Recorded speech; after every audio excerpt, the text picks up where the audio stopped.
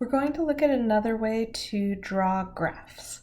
Now this graph really focuses on our 5-number summary, and this graph, the box plots, they're fantastic when you have outliers because it makes it very clear where your outlier is and that it is in fact an extreme value. Whereas with the histogram, like we could see the outlier, it looked kind of far apart, but all we could really do is suspect that it's an outlier, but this graph will 100% tell you whether or not there are outliers in your data or not. So we're going to be looking at box plots. These are also called modified box plots. You might also see them called box and whisker plots, because it comes down to having this box part of the graph that focuses on the middle 50% of the data, and then these whiskers that go off to show the other lower 25% and upper 25%. So first thing we're going to need is our 5-number summary. So just to show you one more time by hand of how to do this and with a larger data set. So finding the median, we want to go to the middle. So what we could do is start kind of blocking off pieces until we get to the middle. And you should end up, this is going to be kind of messy, but we should end up at 82. So there's our median. Then what we can do is look at our lower half of data. So 82, that number itself is our median. So that's going to cut the lower and upper 50% of data. So to find my Q1, my first quartile, we're going to do the same thing, but just for this lower half of data. So it's like I'd go through and kind of mark off not that, not that, not that, and we'd end up at 70 for Q1. And I want to be sure I can still see all of my data because it's going to be helpful to see. So then on the other side here, same thing. So to find Q3, what we're going to do is do the same thing to find the middle of this upper 50% of data. So just going to mark off, nope, nope, nope, nope, nope, and we'll end up at 94. And that'll be our third quartile. And again, once you do this, if you're doing it by hand, we're going to talk about doing this all with technology shortly, but you can just double check, okay, 3 data values, 3 data values, 3, 3. It should have that balance of the same number of data values between each piece. So our 5-number summary, we have a minimum of 31, Q1 of 70, median of 82, Q3 of 94, maximum of 100. So our box plot's going to be built around this 5-number summary here. All right, so our next piece is to calculate our interquartile range. That's going to help us out to determine our outliers because we need to understand the spread of the data. So interquartile range is Q3 minus Q1. So Q3 of 94 minus 70 for Q1. So we have an interquartile range of 24. All right, so drawing our box plot. We're going to gather our box plot in this step 2 here. So what I've already done is I made a number line that I can clearly see our values and as well as a consistent scale. A common mistake here is to only mark the numbers that show up on the 5-number summary, but that doesn't work. We want to scale here so that we can see how the values spread out. So the first thing you can do is graph the median, Q1 and Q3. These 3 pieces are going to make up the box. The Q1 starts the box, median's the middle line, and Q3 ends the box. So what this would look like is 70. I'll just at 70 put this kind of tall line here. And then 82, a tall line there. And 94, a tall line. And then I'll close the box by connecting those together. So the box part has the middle 50% of your data starting at Q1, middle of the median, and ends at Q3. So you can see where that 50% of the data is landing. Now the whiskers part, we're going to have these lines coming off of the box there, but before we can do that, we need to know whether or not we have outliers in our data. So with our outliers, we're going to calculate these fences. It's going to be these lines for the data that we shouldn't have anything above or below. And if anything lands outside of these fences, it's considered unusual and we call it an outlier.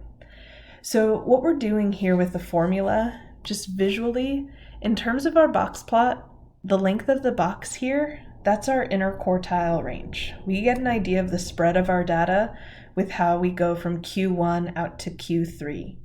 So what we're doing with this upper fence piece, to get an idea of if we have any large outliers, what we want to do is kind of start at this Q3, and then what we say is this distance that's covered by the middle 50% of our data, we can go above Q3 1.5 times of that distance, and that'll be considered okay. But anything beyond taking that length of the box 1.5 times above Q3 is too far out. So that's where this formula is coming from. We take Q3 plus, and then this will always be 1.5 right there. It's just part of the formula itself.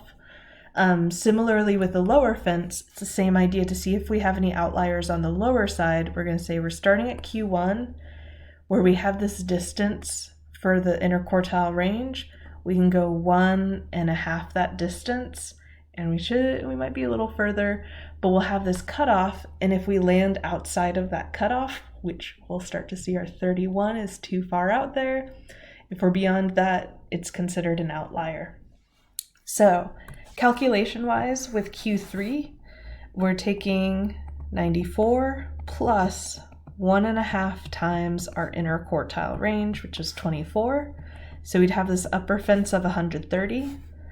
Lower fence, we're taking Q1 of 70 minus 1.5 our interquartile range of 24, and that'll be 34. So in terms of visually with our data, what we just did is we made these fences at 130, which is out there somewhere, so we're not going to have any outliers on the upper side. 34 is here, so with that we can see that our lower fence is in the middle of our data, making 31 is an outlier. So 31 is an outlier.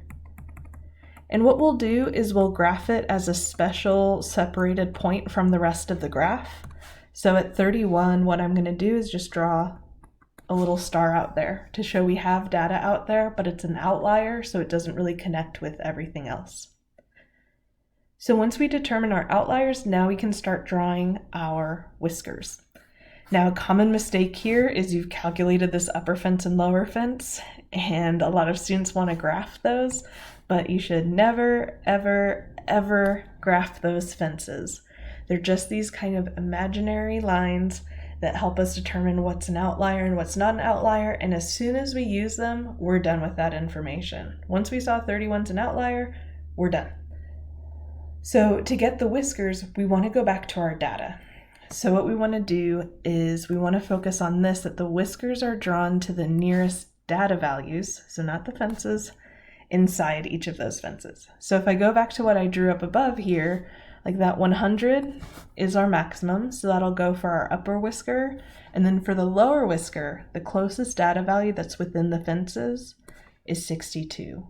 So when we draw the box plot, make sure you're graphing data, that you're going back to our data set because it should be coming from there.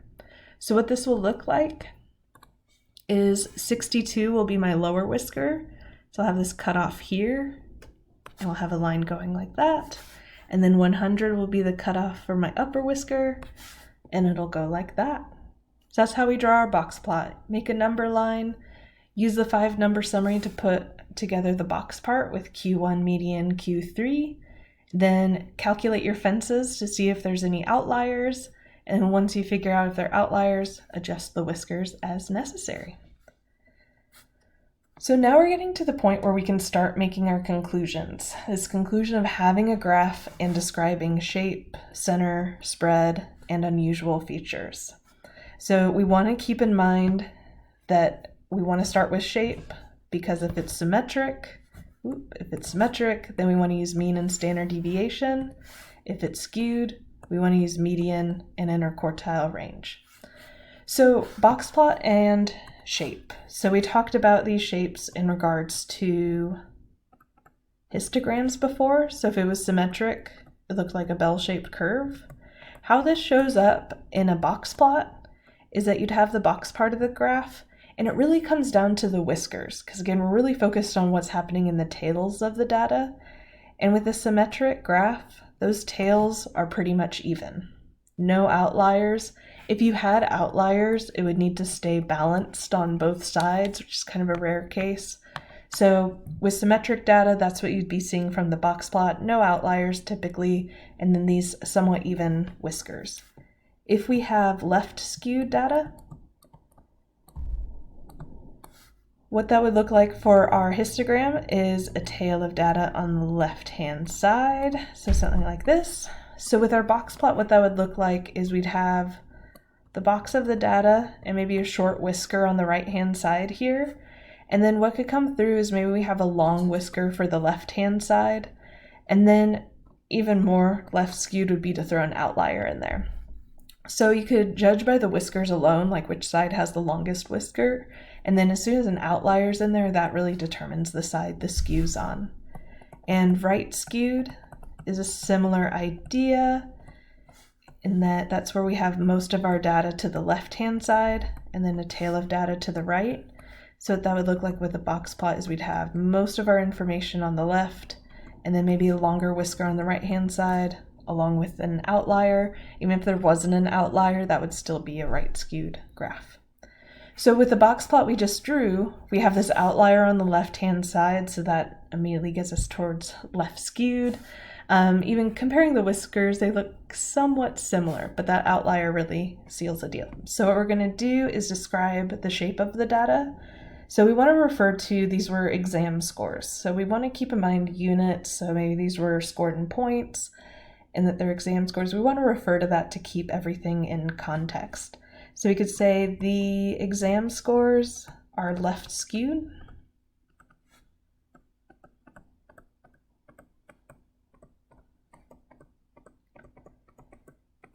So as soon as we finish that sentence, we want to keep in mind, so to describe center and spread, we're in this first scenario here. We want to be using the median and interquartile range to describe center and spread. So the median score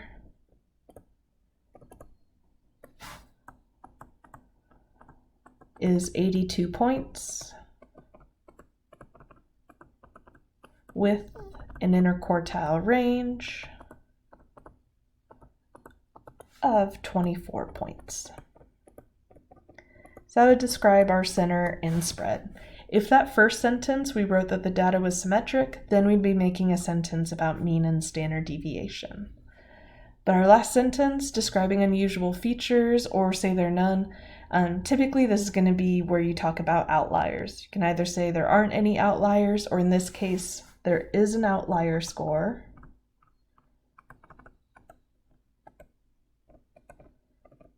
Score of 31 points. Now we have this great 3-sentence summary of that numerical data.